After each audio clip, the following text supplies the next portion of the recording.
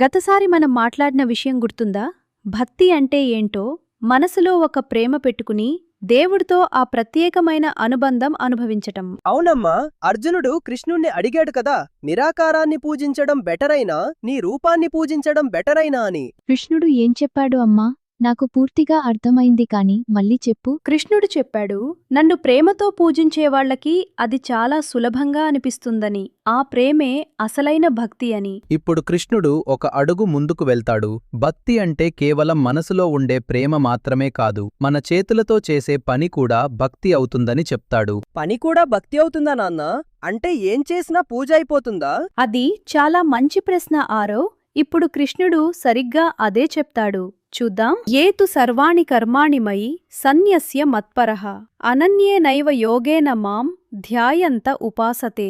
కృష్ణుడు చెప్తున్నాడు, ఎవరైతే తమ అన్ని పనులను నాకు అర్పిస్తారో, నన్నే గురిగా పెట్టుకుని వేరే ఏ ఆలోచన లేకుండా నన్ను ధ్యానిస్తారో, నన్ను పూజిస్తారో వాళ్ళు నా భక్తులు. అమ్మా, అన్ని పనులను అర్పిస్తారు అంటే ఏమర్థం? పనులు అర్పించటం ఎలా ఉంటుంది? చాలా బాగా అడిగావు మీరా. అంటే ఈ పని నాకోసం చేస్తున్నాను అని కాకుండా, ఈ పని కృష్ణుడికి అర్పిస్తున్నాను అని చేయటం. ఫలితం నాకు వద్దు, ఈ పని అతనికి నచ్చాలి అని చేయడం. అంటే మనం ఏ పని చేసినా హోంవర్క్ కూడా అది భగవంతుడికి అర్పిస్తున్నామని చెయ్యొచ్చా? అవునే ఆరో, కానీ ఒక్క తేడా ఉంది. అర్పించడం అంటే మార్కులు రావాలని కాదు, టీచర్ మెచ్చుకోవాలని కాదు, పని సరిగ్గా జరగాలి, అది మంచిది అయి ఉండాలి, అది ఒక్కటే ముఖ్యం అనే మనసుతో చేయడం. నాన్నా, అది కష్టంగా అనిపిస్తుంది. నేను పెయింటింగ్ చేసినప్పుడు అమ్మ మెచ్చుకుంటుందని ఆశపడతాను. అది నిజమే మీరా, అది తప్పు కూడా కాదు. కాని కృష్ణుడు చెప్తున్నది ఏంటంటే, మెచ్చుకోవడం రాకపోయినా పనిచేస్తావా, అదే అసలైన భక్తి. ఎవరూ చూడకపోయినా, ఎవరూ మెచ్చుకోకపోయినా మంచి పని చెయ్యటమే అర్పణ. క్లాస్ రూమ్ క్లీన్ చేయటం గుర్తుందా? ఎవరూ చూడకపోయినా చేస్తావా, అదే అర్థం. ఆ పని చేసే మనసే భక్తి అవుతుంది. ఓ, అంటే రివార్డ్ కోసం కాకుండా చేయడం. సరిగ్గా, ఎవరూ చూడకపోయినా మంచి పని చేయడం, అది ఒక్కటే అసలైన అర్పణ. ఇప్పుడు తర్వాతి శ్లోకం చూద్దాం. కృష్ణుడు అలాంటి వాళ్ళకి ఏం వాగ్దానం చేస్తాడో. తేషామహం సముద్ధర్త మృత్యు సంసార సాగరాత్ భవామి నచిరాత్ పార్థ మయ్యావేసిత చేతసాం. కృష్ణుడు చెప్తున్నాడు, అలాంటి వాళ్లకి, నన్నే మనసులో నిలుపుకున్న వాళ్లకి నేనే వెంటనే రక్షకుణ్ణి అవుతాను. జీవితంలో వచ్చే కష్టాల సముద్రం నుండి నేనే వాళ్ళని బయటకు తీస్తాను. కష్టాల సముద్రం అంటే ఏంటి అమ్మా? నిజంగా సముద్రమా? కాదు మీరా, ఇది ఒక పోలిక. జీవితంలో వచ్చే చాలా కష్టాలు, భయాలు, గందరగోళాలు అవన్నీ ఒక పెద్ద సముద్రంలా అనిపిస్తాయి కదా.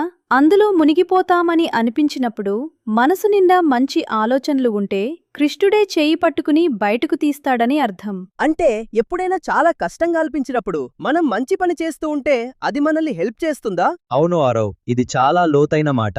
మనసు మంచి పని మీద ఉన్నప్పుడు భయం తక్కువగా అనిపిస్తుంది, గందరగోళం తక్కువగా అనిపిస్తుంది. అది ఒక రకమైన రక్షణ. ఇప్పుడు చూడండి, కృష్ణుడు అర్జునుడికి నేరుగా చెప్తున్నాడు, చాలా సూటిగా. మయ్యేవ మన ఆధత్స్వ మయి బుద్ధిం నివేశయ నివసిష్యసి మయ్యేవ అత ఊర్ధ్వం న సంశయః. కృష్ణుడు చెప్తున్నాడు, నీ మనసును నాలో నిలుపు, నీ బుద్ధిని నాలో పెట్టు, అప్పుడు నీవు నాలోనే ఉంటావు. ఇందులో ఏ సందేహమూ లేదు. మనసును నాలో నిలుపు అంటే ఏంటి? అంటే ఎప్పుడూ కృష్ణుడి గురించి ఆలోచించాలా? అది ఒక అర్థం ఆరవ్, కానీ ఇంకో అర్థం కూడా ఉంది. కృష్ణుడు అంటే మంచితనం, ప్రేమ, సత్యం. మనసు ఆ దిశలో ఉంటే అది కృష్ణుడిలో ఉన్నట్టే. నాన్నా, నాకు ఒక్కోసారి చాలా పాడు ఆలోచనలు వస్తాయి. అప్పుడు ఏం చేయాలి? అది చాలా మంచి ప్రశ్న మీరా. అందరికీ అలాంటి ఆలోచనలు వస్తాయి. కృష్ణుడు చెప్పేది ఏంటంటే, పాడు ఆలోచన వచ్చినప్పుడు దాన్ని తొతోసిపుచ్చాలని కాదు, మనసును ఒక మంచి విషయం వైపు తిప్పు, అది చాలు. అంటే మనసు ఎక్కడ ఉంటే అక్కడే మనం ఉంటాం అని కదా? సరిగ్గా చెప్పావు. మనసు మంచి విషయం మీద ఉంటే మనం మంచి జాగాలో ఉంటాం.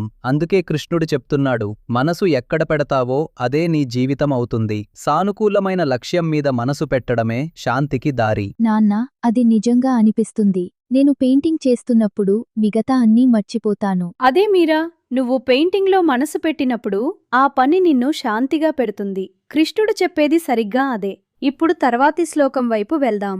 ఇక్కడ కృష్ణుడు ఒక చాలా మంచి మాట చెప్తాడు. అద చిత్తం సమాధాతుం న శక్నోషి మయి స్థిరం అభ్యాసయోగేన తతో మామిచ్ఛాప్తుం ధనంజయ.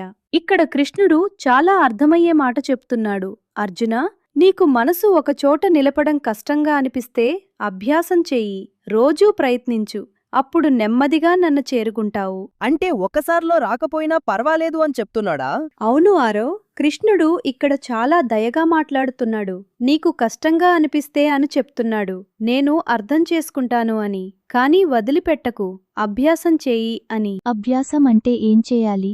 రోజూ కూర్చుని ధ్యానం చేయాలా? ధ్యానం ఒక్కటే కాదు మీరా, ఇక్కడ అభ్యాసం అంటే రోజూ కొంచెం కొంచెం ప్రయత్నించడం. ఒక ఇన్స్ట్రుమెంట్ నేర్చుకోవడం గుర్తుందా? మొదట్లో వేళ్లు నొప్పి పెడతాయి, నోట్ సరిగ్గా రావు, కానీ రోజూ కొంచెం ప్రాక్టీస్ చేస్తే నెమ్మదిగా వస్తుంది. నిజమే నాన్న, నేను చెస్ నేర్చుకున్నప్పుడు మొదట్లో చాలా తప్పులు చేశాను. అదే, ఇప్పుడెలా ఆడుతున్నావు? ప్రయత్నించడం ఆపావా? అదే అభ్యాసం. పట్టుదలతో ప్రయత్నిస్తే మనం గ్రో అవుతాం. అదే కృష్ణుడు చెప్తున్నది. కాని నాన్న, ఒక్కోసారి చాలాసార్లు ట్రై చేసినా రాదు అని అనిపిస్తుంది. అప్పుడు ఏం చేయాలి? కృష్ణుడు అదే చెప్తున్నాడు మీరా, వదలకు అని. రాలేదు అని కాదు, ఇంకా రాలేదు అని అనుకో. అభ్యాసం ఆపకపోతే ఒకరోజు వస్తుంది. అంటే కృష్ణుడు కూడా మరికి ఒక్కసారిలో రాకపోయినా పర్వాలేదు అని చెప్తున్నాడు. అది నాకు చాలా నచ్చింది. అవును, ఇది చాలా ముఖ్యమైన మాట ఆరవ్. కృష్ణుడు ఎవర్నీ వెనక్కి నెట్టడు. నీకు కష్టంగా ఉంటే ఇలా ప్రయత్నించు అని దారి చూపిస్తాడు. ఇప్పుడు చూడండి తర్వాత ఏం జరిగిందో. కృష్ణుడు ఇంకో దారి చెప్తాడు. అభ్యాసేప్య సమర్థో ఓసి మత్కర్మ పరమో భవ మదర్థమపి కర్మాణి కుర్వన్ సిద్ధిమవాప్స్యసి. ఇప్పుడు కృష్ణుడు చెప్తున్నాడు, అభ్యాసం కూడా కష్టంగా అనిపిస్తే అయినా పర్వాలేదు, నాకోసం పనులు చెయ్యి, నాకోసం అని మనసులో పెట్టుకుని పనిచేస్తే నువ్వు సిద్ధిని పొందుతావు. అంటే ఒకవేళ ధ్యానం కూడా చేయలేకపోతే కనీసం పనిచెయ్యి అని చెప్తున్నాడా? సరిగ్గా ఆరవ్, కృష్ణుడు 3 దారులు చూపించాడు ఈ శ్లోకాల్లో. 1 మనసు నాలో నిలుపు, 2 అది కష్టంగా అనిపిస్తే అభ్యాసం చెయ్యి, 3 అది కూడా కష్టంగా అనిపిస్తే కనీసం నాకోసం పనులు చెయ్యి. కృష్ణుడు చాలా కైండ్గా ఉన్నాడు కదా, ఇది చేయలేకపోతే అది చెయ్యి అని చెప్తున్నాడు. అవును మీరా, కృష్ణుడు ఎవర్నీ నువ్వు చెయ్యలేవు అని వదిలిపెట్టడు. అందరికీ ఒక దారి ఉంది. ఒకటి కష్టంగా అనిపిస్తే ఇంకోటి ఉంది. నానా, నాకోసం పనిచెయ్యి అంటే ఏమర్థం? కృష్ణుడికి మనం పనిచేయాలా? మంచి ప్రశ్న. నాకోసం అంటే నాకు ఫలితం వద్దు, మంచి జరగాలని మాత్రమే పనిచేయటం. ఎవరికైనా సహాయం చేసినప్పుడు వాళ్లు థాంక్యూ చెప్పాలి అని ఆశించకుండా చేయటం. అదే నాకోసం అంటే. అంటే పనిచేసే మనసు సరిగ్గా ఉంటే అది కూడా భక్తి అవుతుందా? అవును మీరా, అదే ఈ శ్లోకాల అంతరార్థం. ఏ పని చేసినా దాని వెనక మనసు సరిగ్గా ఉంటే, ఫలితం ఆశించకుండా చేస్తే ఆ పని ఒక పూజ అవుతుంది. ప్రతి పని ఒక పూజ. అమ్మా, అంటే నేను స్కూల్లో ఎవరికైనా హెల్ప్ చేసినప్పుడు వాళ్ళు థాంక్యూ చెప్పకపోయినా పర్వాలేదా? పర్వాలేదు ఆరవ్, నువ్వు సహాయం చేశావు, అది నీ పని. ఆ పని మంచిది అయింది, అది చాలు. ఫలితం నీ చేతిలో లేదు, కానీ నీ మనసు నీ చేతిలో ఉంది. లక్ష్యంతో పని చేయడమే నిజమైన సంతృప్తికి దారి. అది కృష్ణుడు ఇక్కడ చెప్తున్నది. ఈరోజు మనం చూసింది చాలా అందమైనది కదా. కృష్ణుడు అర్జునుడికి ఒకే ఒక్క దారి చెప్పలేదు, 3 దారులు చూపించాడు. మనసు నిలపు, కష్టంగా అనిపిస్తే అభ్యాసం చెయ్యి, అది కూడా కష్టంగా అనిపిస్తే కనీసం మంచి పని చెయ్యి. అమ్మా, కృష్ణుడింత దయగా మాట్లాడతాడని నాకు తెలియదు. నేననుకున్నాను అతను చాలా స్ట్రిక్ట్ గా ఉంటాడు అని. అది చాలా మంచి ఆబ్జర్వేషన్ ఆరో. కృష్ణుడు స్ట్రిక్ట్ కాదు, అతను అర్థం చేసుకుంటాడు. తర్వాతి శ్లోకాల్లో కృష్ణుడు అర్జునుడికి చెప్తాడు, ఏ మనిషి నాకు నిజంగా ప్రియంగా ఉంటాడో ఆ లిస్టు వింటే మనం ఆశ్చర్యపోతాం. ఆ లిస్ట్లో ఏముంటుందో నాన్నా, నాకు వినాలని ఉంది. కృష్ణుడు చెప్పే మొదటి మాటే ఎవరైతే ద్వేషించరో అని. అది మొదలు. ఆ జవాబు మనల్ని కొంచెం ఆలోచింపచేస్తుంది.